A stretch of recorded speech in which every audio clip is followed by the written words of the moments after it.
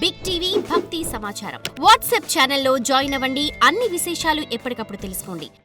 గురుగారు, రామాయణంలో కేవలం ఒక్క శ్లోకాన్ని మాత్రమే కోట్లాది మంది ప్రజలు మననం చేస్తూ ఉంటారు. ఆ శ్లోకం ఏది? పార్వతీదేవికి పరమేశ్వరుడు బోధించిన తారక మంత్రం శ్రీరామ. అంతకంటే మించి ఈ శ్లోకం జగత్ ప్రసిద్ధం. శ్రీరామాయణంలో ఉన్న జయమంత్రం ప్రపంచంలో ఉండే సమస్త ఆస్తిక జనులు నిరంతరం పఠించే మంత్రం. ఓం జయత్యతి బలో రామో లక్ష్మణశ్చ మహాబలః రాజా జయతి సుగ్రీవో రాఘవేణ అభిపాలితః. ఇది ఆ పరమమైన దివ్యమైన మంత్రం, మహామంత్రం, జయమంత్రం.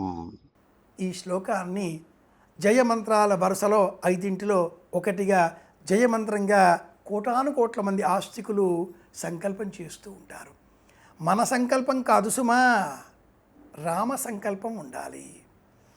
ఇన్ని కోట్ల మంది వానరులు సీతాన్వేషణ చేసే నిమిత్తమే 4 దిక్కులా బయలుదేరిన సమయంలో సీతను నేను చూడగలను అనే సంకల్పం రామచంద్రమూర్తిది. కనుక ఆ రాముని ఆజ్ఞ ఉంటే, రాముని అనుగ్రహం ఉంటే ఏదైనా సాధించుకోగలను అన్న ఆ హనుమ వాక్యమే నమోస్తు రామాయ సలక్ష్మణాయ. ఇది ఆ శ్లోకం. For more videos like this, subscribe Big TV channel.